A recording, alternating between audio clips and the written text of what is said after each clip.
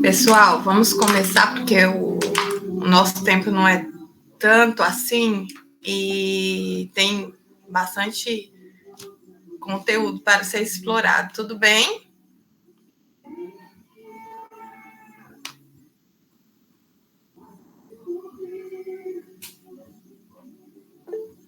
Tá. Tatiane, Ana Paula, ok? Podemos começar? Podemos sim. Tá bom.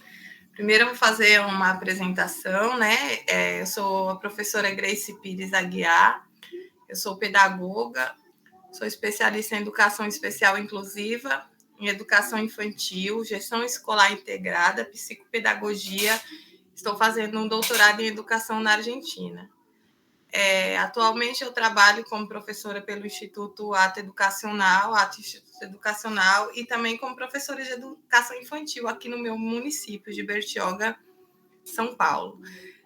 Já tive o prazer de coordenar a APAE aqui de Bertioga e as APAEs regionais também por um período, onde eu pude ter uma bagagem maior, né, um maior conhecimento sobre a educação especial e os transtornos em si. Agora, eu gostaria de saber, Ana Paula, o que você faz, no que você trabalha, qual que é a sua graduação, por favor.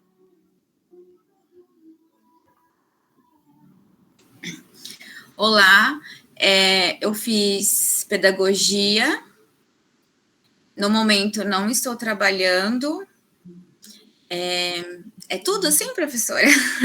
Eu sou casada, tenho duas filhas. O seu nome é graduado em pedagogia. Isso. E a sua... Tá. Só isso. E eu fiz com as minhas amigas Paloma e Tatiane. Nós três nos conhecemos já há 4 anos e estamos aí juntas novamente. Fizeram em Guarulhos? Sim. Que bacana, muito bom. Sim. E gostaria também de agradecer, né, ao Ato Instituto Educacional, né, por mais essa parceria, uma aula a mais, fico muito feliz, né? Agradecer em nome do Alex, Cláudia Mistrelli, que infelizmente também ainda está trabalhando, não vai poder participar, pelo menos não agora. E alguma de vocês já tiveram oportunidade de trabalhar, de ter o contato com a área da educação especial em algum momento? Seja algum momento vocês já tiveram contato com a educação especial, com algum aluno, um ente? Já fizeram algum trabalho, mesmo que no estágio ou não? Oi, professora. Oi. Aqui é a Paloma. Eu também fiz pedagogia junto com as meninas. Sim. Tenho um sobrinho com autismo. Tenho um com dislexia. A gente fez um tempo na própria faculdade da UNG. A gente trabalhou com algumas crianças. Uma tinha síndrome de Down. A gente fez um período de... Eu não me lembro bem o nome, se elas conseguirem me lembrar, mas eram crianças... A residência. Isso, uma residência, isso mesmo. Sim. Então, a gente ali na própria faculdade trabalhou com algumas crianças assim. Tá. E é isso. A Tiane fala um oi também. Agora eu tô sabendo, já as três estudaram a mesma faculdade, que bacana, que vocês continuem a trajetória juntas, né? E que se apaixonem pela área. É uma área assim que eu particularmente tenho um carinho enorme. Amanhã mesmo eu vou participar às 9 horas de uma reunião com um grupo de professores do México. Eles querem que eu faça uma formação para os professores da universidade de lá também, via Meet. Então, assim, uma vez que você começa a fazer parte desse mundo, a probabilidade de você investir em estudos e em pesquisas é muito grande, porque é muito abrangente e você cada vez tem vontade de explorar mais e mais. Só começar aqui. Compartilhar a tela com vocês. Vocês me digam se estão conseguindo visualizar. Estamos sim. Eu tô, né? Sim, professora, eu também estou. Essa disciplina Eu também. Ok. Educação especial com ênfase em DI, deficiência intelectual e autismo. Eu coloquei essa frase de início, né? Eu sempre gosto de começar as minhas aulas, palestras, lives, com alguma frase, né? Para que a gente possa refletir. Acredito que o processo de educação especial e inclusão, sobretudo, ele é isso. Na verdade, eu não gosto muito das respostas, né? Eu prefiro as dúvidas, que através da dúvida é que nós nos sentimos instigados a pesquisar, a procurar, a explorar e a compreender esse mundo tão amplo que é a educação especial. Todo mundo é um gênio, mas se você julgar um peixe por sua capacidade de subir em uma árvore, ela vai gastar toda a sua vida acreditando que é um estúpido. Por que eu comecei com essa frase? Porque eu já perpassei todas as etapas assim, tanto da educação especial quanto da educação inclusiva, né, na sala regular de ensino. Então, eu ouço muito de professores, estudiosos do assunto, mas eu já fiz toda a intervenção, eu já trabalhei todos os métodos e técnicas possíveis, mas eu não consigo fazer com que o meu aluno desenvolva. Aí eu me pergunto, será que estudou de fato? Será que esse professor, né, esse cuidador teve um cuidado de estudar esse aluno desde a sua concepção até os dias atuais, né? A sua característica socioeconômica, a sua característica individual, coletiva, né? Porque às vezes você está fazendo interferência, porém de uma forma errada. Todos nós temos limitações. Eu falo que a educação inclusiva ela é para todos, né? Para todos, porque todo mundo tem uma deficiência, uma defasagem em alguma área do conhecimento, né? Então, preciso entender esse meu aluno, compreender o seu contexto, né? O que acontece com ele ali desde da sua concepção, que posteriormente nós iremos entender o porquê isso também é importante, até os dias atuais. Porque talvez eu estou trazendo uma atividade, uma metodologia para esse aluno que não condiz com o estágio que ele encontra assim, no momento, né? O seu estágio de desenvolvimento. Então, ao invés de eu instigar esse aluno para que ele tenha interesse, sinta-se motivado a desenvolver tais habilidades e competências, eu irei desmotivá-lo. Por quê? Porque eu estou indo além, né? Além do que aquele aluno, naquele momento, pode alcançar. Porque o que nós sabemos, nós desenvolvemos uma habilidade para depois só então alcançar outra. Então, se eu pego atividades aleatórias sem ter em mente o que eu quero de fato, o meu aluno vai passar a vida inteira acreditando que é um estúpido. Quando, na verdade, eu só não fiz um estudo, uma investigação de fato para compreender quais são essas habilidades que o meu aluno necessita naquele momento, né? E se tratando de deficiência intelectual, que também veremos posteriormente, qual que é o nível de comprometimento cognitivo dele para que ele possa alcançar. Ok? Dá uma pausa aqui que eu estou recebendo. Kátia, boa noite. Boa noite. Tudo bem? Seja bem-vinda. Obrigada. Imagina. Meninas, vocês querem acrescentar, fazer alguma colocação sobre essa frase? Fiquem à vontade. A aula é isso, é uma troca. É uma troca, principalmente quando se trata de formar professores. A gente precisa trocar experiências, né? Entender os contextos para que o aprendizado ele seja significativo. Alguém quer comentar sobre a frase? Fica à vontade.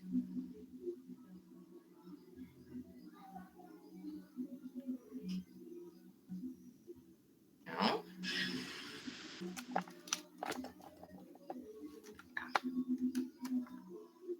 Principais legislações e seus benefícios. Nós sabemos que, embora nos dias atuais a educação especial, na perspectiva inclusiva, eu falo que a gente ainda, né, temos muito a ser alcançado, mas se olharmos o contexto histórico, né, já conseguimos muito.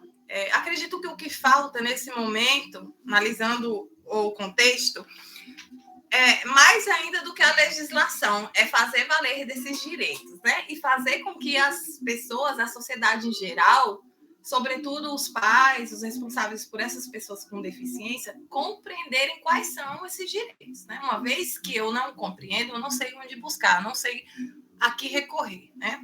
Então, fiz aqui um breve histórico, né, das principais legislações da educação especial até os dias atuais. Começando aí, né, pela nossa Constituição de 1988, seu artigo 5, quando fala da educação sendo um direito para todos, né? Então, uma vez que eu tenho preconizado na Constituição que a educação é um direito para todos, dever do Estado, né, da sociedade, da família, então ela tem que ser para todos, de fato para todos. Aí temos a lei de 1989, que eu considero muito importante. Por quê? Porque essa lei faz com que as escolas não possam segregar, não possam fazer a recusa da matrícula da pessoa com deficiência. Porque nós sabemos que as pessoas com deficiência, obviamente, elas têm, né, defasagem, elas têm uma necessidade de um apoio maior em determinadas áreas, sobretudo as pessoas que têm uma deficiência física e intelectual, né, ou um grau de autismo mais severo. Então, o que as escolas antes elas faziam? Elas recusavam a matrícula, observavam, né, e faziam uma recusa, alegando muitas vezes que não tinham condições para trazer, para desenvolver essas habilidades e competências que o aluno com tal síndrome necessita, né? Em 1990, também muito importante, que é o Estatuto da Criança e do Adolescente, que torna obrigatoriedade a matrícula de todos os alunos, né, nas modalidades de ensino. Por que isso é importante? Nós sabemos que quando uma criança nasce com alguma síndrome, é difícil a aceitação para os pais. Hoje, não tanto, né? Mas o que acontecia? Quando os pais descobriam que o seu filho tinha alguma síndrome, alguma patologia, eles não faziam a matrícula, né? Eles escondiam por medo, às vezes, né? Por medo, por vergonha, porque eu sempre falo que trabalhar na educação especial, o trabalho é maior porque tem a questão do trabalho que você tem com essa pessoa com deficiência, mas a família também necessita de um apoio maior. É difícil, é muito complicado para a família esse processo de aceitação. Muitas vezes, até na conversa, é complicado você fazer com que essa família compreenda que seu filho ele tem um comportamento atípico, que necessita de uma intervenção. Então, eles, por vergonha ou por medo mesmo de expor o seu filho a essa situação, né? Nós sabemos que as escolas até hoje ainda não têm essas estruturas de fato. Então, eles faziam o quê? Eles não matriculavam. Então, isso é um passo importante. Em 89, as escolas foram obrigadas a aceitar a matrícula, independente do grau de comprometimento, independente da patologia. Em 1990, os pais foram obrigados a fazer essa matrícula dos alunos. Em 99, foi também assim, um marco muito importante, porque foi quando os documentos internacionais relacionados à educação especial começaram a ter uma visão assim, ampla, chegando a outros países. Que aí veio consolidar também, ainda em 94, com a Declaração de Salamanca, onde os países signatários, inclusive o Brasil, né, elaboraram propostas, filosofias e metodologias para esse público-alvo. Mas, assim, ainda em 1994, a Política Nacional da Educação Especial, ao invés de seguir esses documentos da Declaração Mundial da Educação e da Declaração de Salamanca, para muitos foi considerado um retrocesso. Por quê? Eles garantiram a matrícula dos alunos com deficiência na rede regular de ensino, no entanto, aqueles que tivessem condições de desenvolvimento. Então, assim, peraí, então não é para todos. Como é que eu posso saber se o meu aluno tem ou não condição de estar em uma escola regular? Então, isso também fez com que tivéssemos um retrocesso e instigasse ainda mais as instituições de educação especial, né? Segregar. Em Em 1996, a Lei de Diretrizes e Bases da Educação é um marco importante, considerado aí que as instituições elas passaram a ser responsáveis por adaptar, né? Hoje usamos uma outra nomenclatura, mas na época era adaptar os currículos para esse público-alvo, né? Em 1999, a transversalidade da educação especial, que é uma modalidade de ensino, e ela passou a ser considerada que ela deveria ser oferecida em todas as modalidades de ensino. O que isso significa? Ali, desde a educação infantil até terminar os seus estudos, né?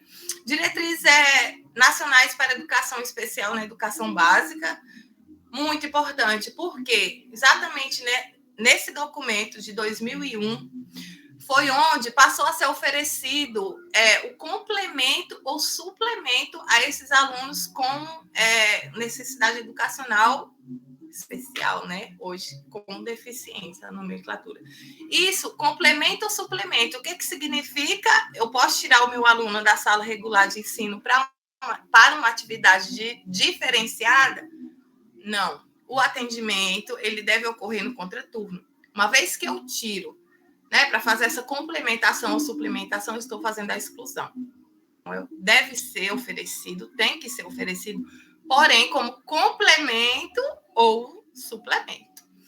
Em 2008, Política Nacional de Educação Especial na perspectiva inclusiva, que aí sim é quando eu falo que aí não é mais o aluno que tem que se adequar à escola, é o contrário, é a escola que deve se adequar ao aluno. Descobrir as suas necessidades, descobrir, sobretudo, as suas potencialidades e flexibilizar o currículo e fazer essa adequação para que esse aluno tenha desenvolvimento como os demais, né? Em 2012, Política Nacional de Proteção dos Direitos da Pessoa com Transtorno do Espectro Autista, que é um documento muito rico, depois posso estar enviando para vocês, que traça métodos e objetivos para esse público-alvo.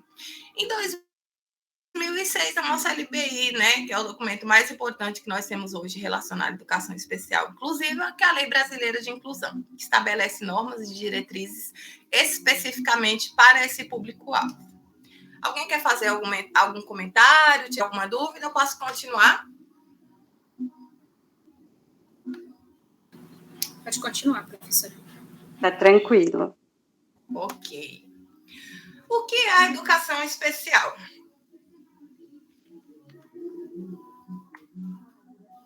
Educação especial, anterior à perspectiva inclusiva, ela ocupa-se do atendimento de educandos com deficiências no campo da aprendizagem e transtornos globais de desenvolvimento em instituições especializadas, tais como escolas para surdos, escolas para cegos ou escolas para atender pessoas com deficiência intelectual, né? Então, por mais que nós tenhamos aí desde 88, né, quando o seu artigo 5 fala que a educação ela é direito do Estado, né, e ela deve ser para todos, isso não acontecia, né? Então, porque em 94 se recordam da lei que preconiza a matrícula dos alunos quando eles tiverem capacidade, digamos, entre aspas, para estar no ensino regular? Então, o que acontecia? A lei deixou brechas, concordam? Então, eu, né, como mãe, levava o meu filho ali na escola, a equipe pedagógica fazia uma avaliação a grosso modo e diziam, infelizmente, ele não tem, né, capacidade cognitiva para frequentar até então uma escola regular. Então, o que acontecia? Esse aluno ele era direcionado para as APAES ou, né, Pestalozzi, outros institutos que faziam esse atendimento para esses alunos considerados à margem ali, dentro dessa transição. E não estavam aptos a frequentar o ensino regular, indo contra todas as normas e leis estipuladas até então. Mas, com o parecer de 94, com esse retrocesso, a lei deixou brecha e acabou que aconteceu isso.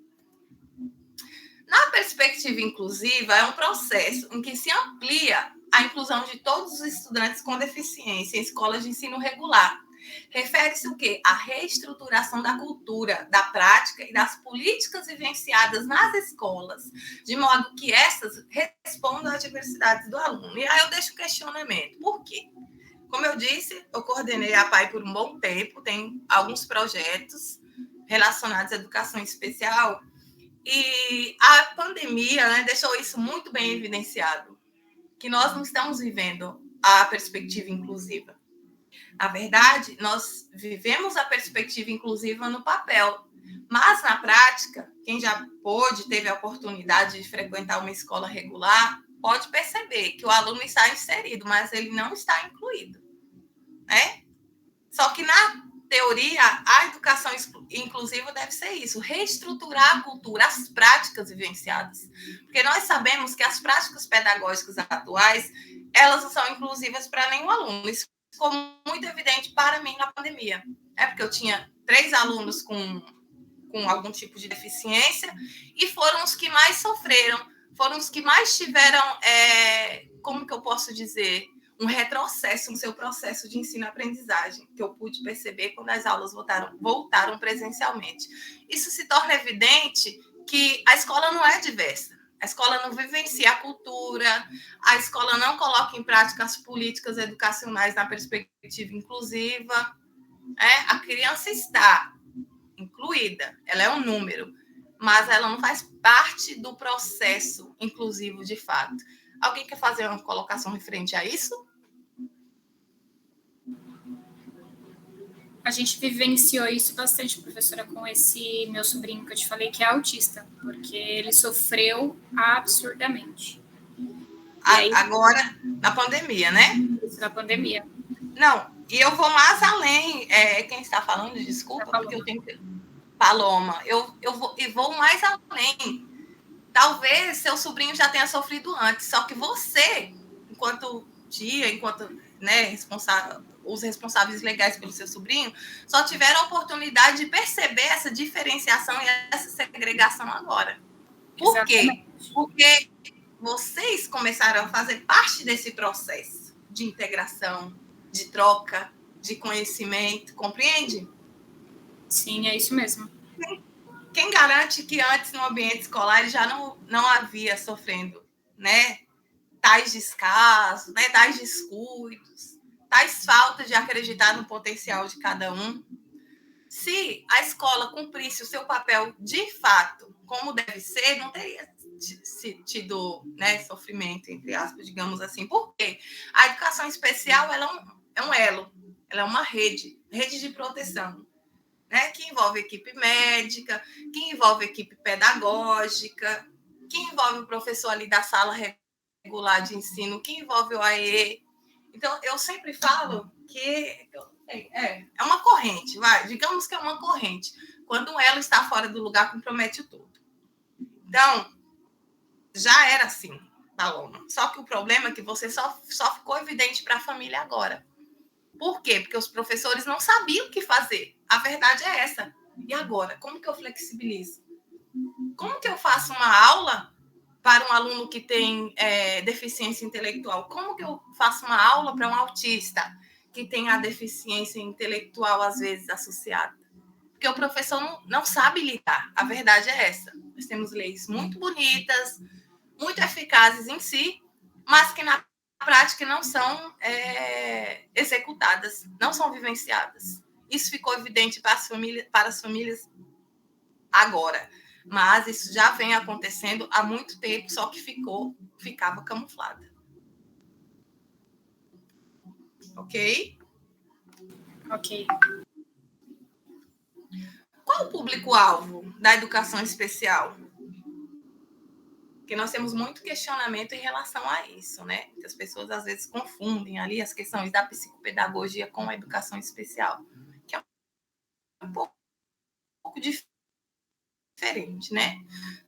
São alunos com deficiência, aqueles que têm impedimento de física, intelectual, mental ou sensorial, os quais, em interação com diversas barreiras, podem obstruir a sua participação plena e efetiva na sociedade, em igualdade de condição com as demais pessoas. Alunos com transtornos globais desenvolvimento que apresentam quadros de alteração no desenvolvimento neuropsicomotor, estereotipias motoras. Inclui-se nessa definição alunos com autismo clássico, síndrome de Asperger, de Rett, transtorno desintegrativo da infância e transtornos invasivos sem outra especificação. Mas, posteriormente, eu vou falar de uma por uma e suas características. Ele é e grande, diferente por arte e crítica. Por que eu deixei isso? Porque eu sou psicopedagoga e também sou professora especialista em educação especial. Percebe-se que o público-alvo da educação especial em si, ela traz consigo uma carga genética, né? São doenças, são patologias consideradas genéticas, né? Já que nasce ou vai se desenvolvendo ao longo, principalmente a DI aí, com exceção da DI, que você pode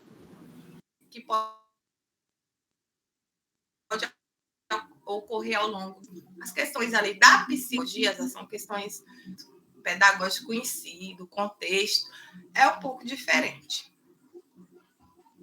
E aí eu pergunto, qual que é o papel da gestão do desenvolvimento de uma educação inclusiva de qualidade? O sistema de organização e de gestão da escola é o quê? São conjuntos de ações, recursos, meios e procedimentos que propiciam as condições para alcançar os objetivos da instituição escolar. Portanto, a gestão escolar ela desenvolve o gerenciamento das instituições de ensino, né? Responsável por quê? Para o desenvolvimento da aprendizagem de alunos. Qual que é o documento mais importante da instituição de ensino? É o PPP, o famoso Projeto Político Pedagógico. Todos os recursos, essas flexibilizações curriculares, elas podem acontecer de dois modos, né?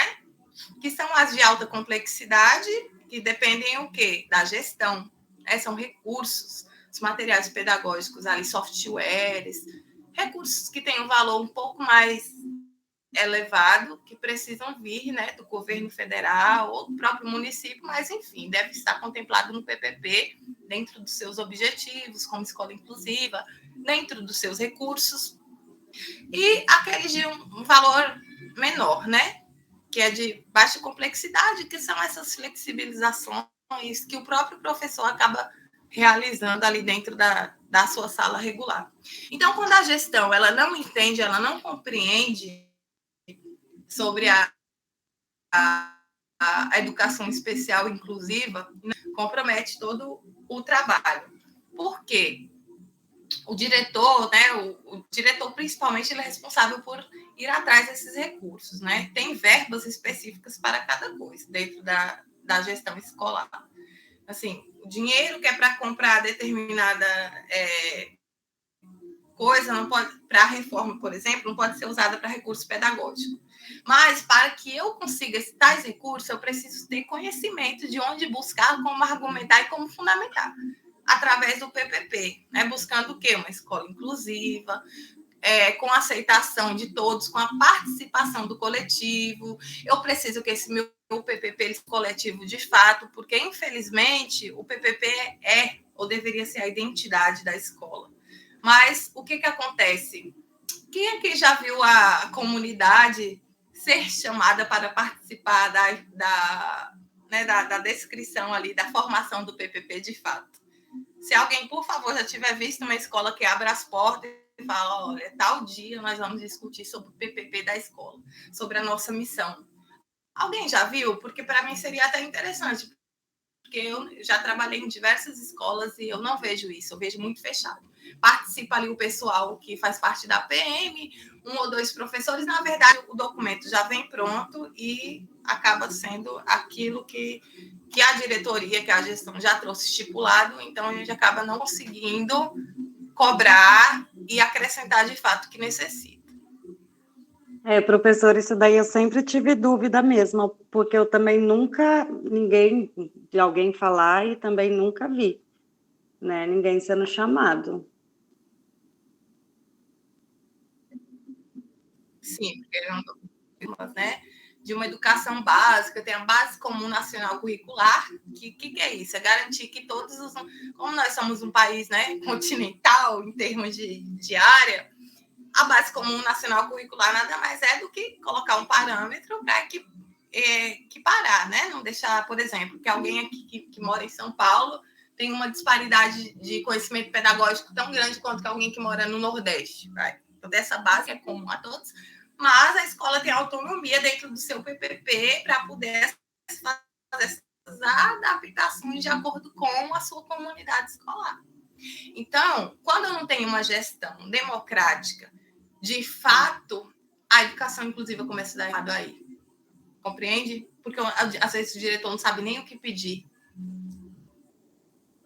Como é que eu não compreendo? Como é que eu vou solicitar esse recurso? Como é que eu vou fazer uma missão, né, que seja cumprida de fato? Porque às vezes a missão realmente é até bonita, mas uma vez que eu não trago a escola, não trago essas famílias para junto da escola, nesse processo de execução, ele é um documento neutro, como a maioria compreendem, acaba sendo um documento, mais um papel, sem vida e sem funcionalidade. Fazer alguma colocação? Tá tudo bem até aqui, gente? Sim, tudo bem. Sim, tudo bem. Oi. Pode falar. Ah, tá. Deficiência intelectual. O que é? A deficiência intelectual ela pode ser definida como funcionamento intelectual inferior à média, né? Levando em conta o quê? O coeficiente intelectual do indivíduo, mais o quê? Associado às limitações adaptativas em pelo menos 2 áreas das seguintes habilidades. Vou fazer uma colocação aqui. Esse índice de coeficiente intelectual, uma pessoa dita, eu sempre falo dita, normal, né? Porque todo mundo tem uma defasagem em alguma área, ela pontua dentro desses questionários aplicados entre 85 e 100, 105. Para ser considerado deficiente intelectual, ele deve pontuar entre 70 ou menos, tá? Que seja considerado deficiência intelectual. Comportamento adaptativo são esses de linguagem, comunicação, dificuldade de interação social, que apresentam limitações. Quais são as áreas? Lazer, saúde, segurança, trabalho, comunicação, autocuidado, determinação, vida no lar, adaptação social, funções acadêmicas e uso de recursos da comunidade. Quem já teve contato, né? Eu tenho uma Paloma, né? Que tem sobrinho autista. Isso, professora. Sim, pode prestar atenção que se você fizer uma breve, mesmo quem não tem um conhecimento específico sobre o tema, eu falo que sempre a família é o ponto inicial de tudo, né? As pessoas que convivem. Por quê? Por mais que o professor fique ali 4, 5 horas, 5 dias por semana, ele jamais vai saber fazer essa avaliação se ele não tiver o contato com a anamnese com a família. Por quê? É mesmo que eles respondam, né, com a linguagem coloquial, com a linguagem informal, do seu modo, que não é técnico, nós, técnicos, conseguimos compreender essa defasagem. Mas, lembrando que não é professor que pauta. O professor, ele desconfia, né? Ele investiga. Eu, por exemplo, como já trabalhei muito, meu marido fala que fica com medo quando eu falo, tem alguma coisa ali. Por quê? São coisas que você vai pegando e compreendendo com o tempo. Não é de um dia para o outro, né? Mas você consegue, por exemplo, quando eu faço uma anamnese com o pai, para perceber, ele tem memória de longo ou curto prazo, obviamente, quando eu vou falar desse modo, compreende? Fala, olha, quando ele vai executar determinada tarefa, você fala, Joãozinho, pega o papel que está em cima, ele está no quarto, pega o papel que está no sofá, ali na sala. Ele vai e consegue lembrar o que foi dito, volta com papel, ou às vezes volta sem entender a comanda, né? Então, o pai vai me falar, olha, professor, às vezes eu mando o Joãozinho fazer determinada coisa, eu percebo que ele não compreendeu. Ou eu percebo que, não sei, parece que não escutou. Então, assim, o técnico já vai anotando, é uma área que eu percebo que ele tem autocuidado, né? Se machuca à toa, não cuida dos objetos, né? Não tem interesse por determinada tarefa, se machuca, quando a mãe vê, às vezes está roxa, ele não percebeu, ou não chorou, ou não veio relatar à mãe sobre tal incidente. Então, assim, a família é a base principal para você analisar, porque eu falo, o neuro, ele vai ali, vai atender o quê? O aluno, 50 minutos, 1 hora. Então, para se chegar aqui nesse diagnóstico, ele vai ler os relatórios, ele vai analisar ponto por ponto, para que seja aplicado os testes, para que ele chegue a essa conclusão dessa deficiência intelectual. Quais são as causas? Isso é muito importante.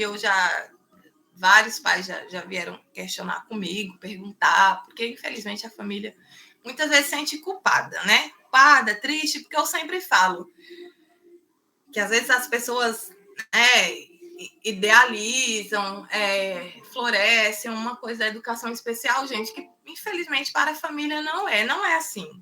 Por exemplo, quando você é engravida, eu tenho filha. Quem sonhar, eu vou ter um aluno, vou ter um filho que vai ter síndrome de Down, vou ter um filho que vai ter DI. Não, né? Então, a família, ela vivencia esse luto. A família vivencia esse luto no começo. Então, nós, além de sermos professores, temos que ser um pouco de cada coisa ali, né? De psicólogo, de terapeuta, porque é complicado para a família esse processo de aceitação. Ô, pessoal, eu vi que está faltando 5 minutos. Se cair, eu vou enviar outro link. Combinado? Combinado, professora. Então, as causas, elas podem ser genéticas. Na verdade, a deficiência intelectual ainda, por mais que tenha vários estudos e teorias sobre, ainda é muito complicado de se fechar esse laudo da causa em si. Problemas durante a gravidez, que aí vai envolver se teve doenças, complicações ali durante a gravidez, se fez uso de álcool, se fez uso de drogas, se já teve esse filho numa idade mais avançada, que isso é comprovado, que faz toda a diferença ali para a deficiência intelectual. Problemas ao nascer, é o sofrimento fetal. Quem é que já viu falar em sofrimento fetal? Que é quando os médicos, eles, né, ficam instigando a mãe a ter o filho a todo custo, e só depois que percebem que não poderá ser um parto normal, aí eles fazem cesariana. Mas isso, às vezes, a criança já nasceu, já está com um sofrimento fetal, que isso vai comprometer ali os seus neurônios e vai fazer com que falte oxigênio no cérebro. Isso vai fazer com que a criança desenvolva também uma deficiência intelectual. Problemas de saúde e acidentes. Eu, por exemplo, tive um aluno, obviamente não posso, né, dar nomes por conta da ética, mas tive um aluno na PAI que ele desenvolveu uma deficiência intelectual na praia, né? Como o Alex disse, eu moro na praia, eu moro em Bertioga. Esse aluno com 13, 14 anos, se eu não me engano, ele foi surfar, caiu da prancha, a prancha bateu na cabeça e ele adquiriu a deficiência intelectual pós-acidente. É bem complicado, não é? Por isso, estão me ouvindo? Sim, professora. Sim. Eu só estou perguntando porque, como a tela está cheia para mim, eu não estou conseguindo visualizar vocês. Então, é difícil fechar a causa se você não faz anamnese. Por isso que é importante quando o meu aluno chega, que eu percebo que tem uma deficiência, né, principalmente intelectual, ou autismo no nível mais elevado, eu preciso chamar essa família e fazer a anamnese, né? Essa anamnese é um estudo de caso, para que eu possa compreender as causas dessa deficiência, porque dependendo de como ela foi adquirida, as intervenções também podem até mudar, né? O contexto pode variar de caso para caso. É preciso conhecer para intervir. Tipos de deficiência, nós temos a síndrome do X frágil, que é comprovado que é uma condição de ação no cromossomo X. Síndrome de Down, que as características são evidentes, né? Olhinho amendoado, hipotonia, pele mais molinha. Síndrome do álcool fetal. O que acontece? A mãe, quando passa a usar, não, geralmente já usa, mas continua a usar o consumo de bebidas alcoólicas durante a gestação, principalmente ali nos 3 primeiros meses, que são cruciais, o álcool cruza a placenta e o bebê começa a receber as mesmas quantidades de álcool como a mãe.